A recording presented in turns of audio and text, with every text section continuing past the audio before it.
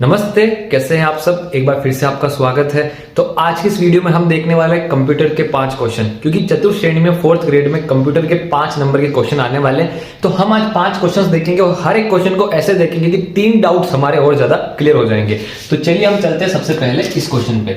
निम्नलिखित में से कौन सी इनपुट डिवाइस है। अब ये क्वेश्चन सीईटी में भी 2-3 बार आ चुका है। तो देखो यहाँ पे क्या पूछा है कि इन सब में से इनपुट डिवाइस कौन सा है। तो देखो यहाँ पर इनपुट और आउटपुट 2 तरह के डिवाइस होते हैं। तो जैसा इनका नाम है ना, वैसा इनका काम है।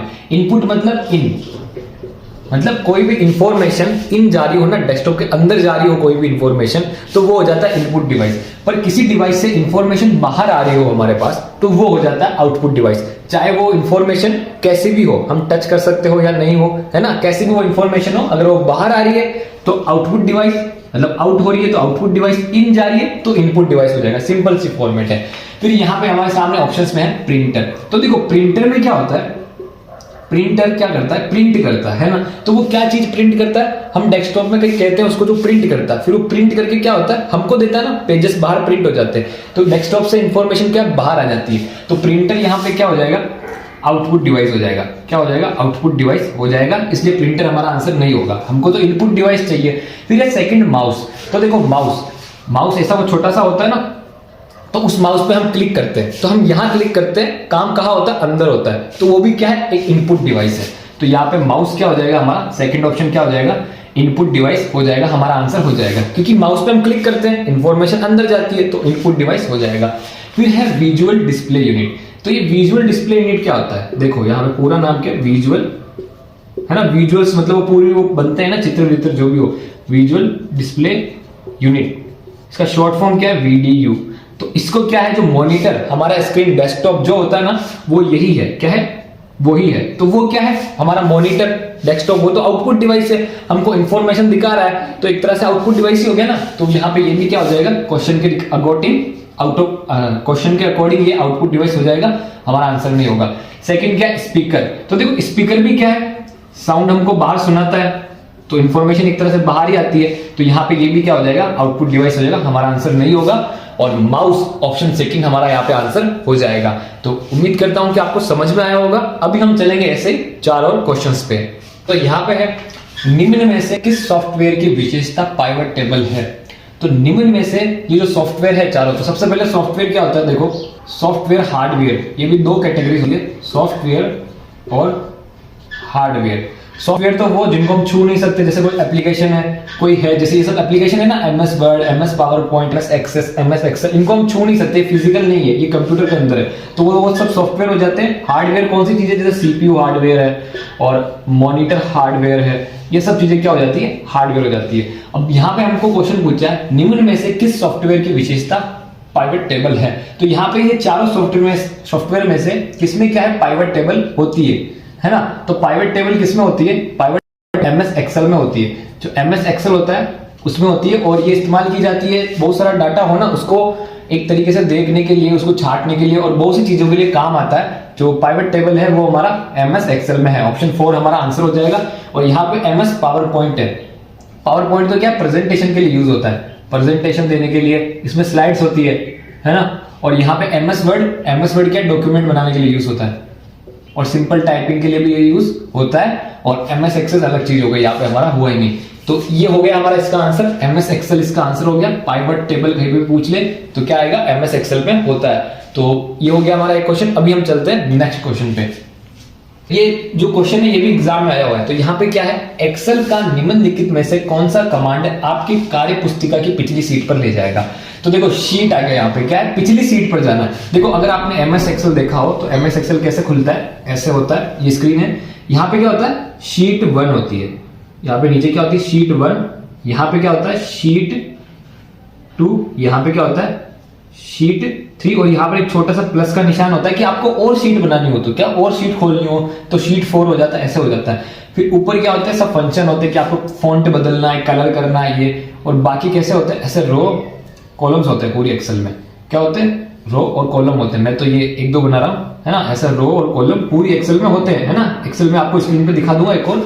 तो हमको यहाँ पे पूछा कि इन सब में से कौन सा कमांड, कौन सी शॉर्टकट की हम यूज करेंगे जिससे हम है तो इस शीट पे, हम वर्क इस शीट पे कर रहे हैं पर बिना माउस को छुए कीबोर्ड से ये बटन दबा के इस वाली शीट पे आ जाएंगे। किस पे आ जाएंगे?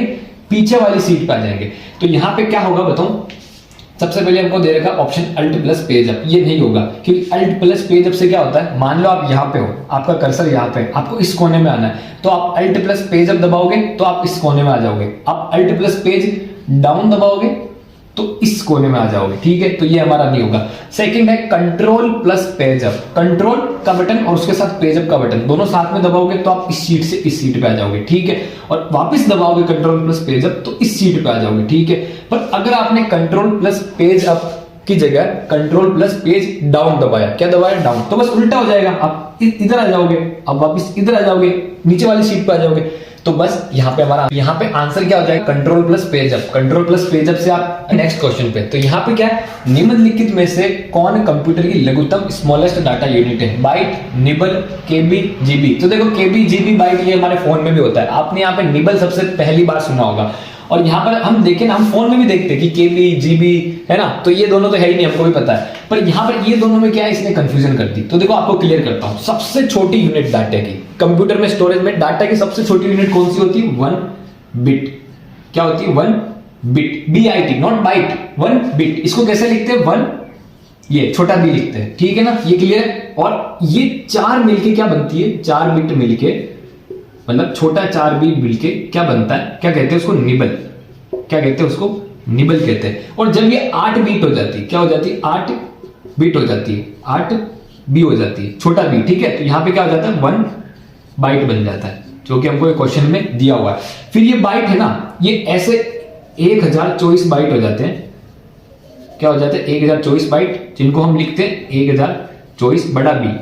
तो ये क्या बन जाता है हमारा? 1 केबी बन जाता है। क्या बन जाता है? 1 केबी, 1 किलो बाइट। फिर ऐसे ही 1024 केबी मिलके 1000 केबी मिलके 1 जीबी गीगाबाइट बन जाते हैं। ठीक है, तो ये पूरा ऐसा मैं यहाँ पे लिख के देता हूँ, 1024 किलो बाइट कहते हैं इसको। क्या कहते हैं? केबी को किलो बाइट, शॉर्ट फॉर्म में 1 केबी मिलके क्या बन जाते हैं? 1 जीबी, 1 गीगाबाइट बन जाते हैं। तो अब इस वाले डायग्राम को देख कर आपको समझ में आ रहा होगा कि 1 बिट तो सबसे छोटा है, उससे बड़ा क्या है? 4 बिट का निबल बनता है। बिट 8 बिट से बाइट, तो बाइट तो निबल के बाद में आता है, तो सबसे छोटा क्या हो जाएगा हमारा? निबल।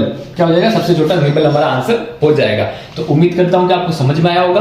अभी हम चलते हैं ऐसे ही नेक्स्ट क्वेश्चन पे। तो यहाँ पे क्या है, इनमें से कौन सा इनपुट डिवाइस नहीं है? क्या है यहाँ पे? नहीं है। क्वेश्चन ध्यान से पढ़ना है। तो सबसे पहले तो इनपुट डिवाइस हमने शुरू में देखा था, इनपुट इन अंदर, आउटपुट मतलब आउट बाहर। ठीक है, तो यहाँ पे पहला हमारे पास क्या ऑप्शन है? माउस। क्या है? माउस। तो माउस पे हम क्लिक करते हैं तो काम कहां होता है? अंदर होता है, इंफॉर्मेशन अंदर जाती है। तो यहाँ पे क्या हो जाएगा? माउस इनपुट डिवाइस हो जाएगा। क्या हो जाएगा? इनपुट। सेकंड हमारा ऑप्शन है प्रोजेक्टर। क्या है? प्रोजेक्टर। अब देखो प्रोजेक्टर जो प्रोजेक्शन करता है वो क्या करता है? बाहर हम सबको दिखाता है। तो ये क्या हो जाएगा? आउटपुट डिवाइस हो जाएगा। क्या हो जाएगा? प्रोजेक्टर यहाँ पर आउटपुट डिवाइस हो जाएगा। थर्ड हमारा है टच स्क्रीन। क्या है? Touch screen. तो देखो टच स्क्रीन में हम टच करते हैं, तो वहां पे वो काम कहाँ हो रहा है? अंदर हो रहा है, अंदर इंफॉर्मेशन जा रही है, हमारा जो है वो कमांड अंदर जा रहा है। तो यहाँ पे ये क्या हो जाएगा? इनपुट डिवाइस हो जाएगा। ठीक है, फिर फोर्थ ऑप्शन है स्कैनर। क्या है? स्कैनर। तो स्कैनर क्या होता है? स्कैन करते हैं किसी भी डॉक्यूमेंट को, हमने स्कैन किया और वो स्कैन होते ही क्या होता है? डेस्कटॉप पे शो हो जाता है हमारा कि आपने ये स्कैन किया। तो क्या होता है? इसमें भी इंफॉर्मेशन अंदर जाती है, तो ये इनपुट डिवाइस हो जाएगा। तो हमारा आउटपुट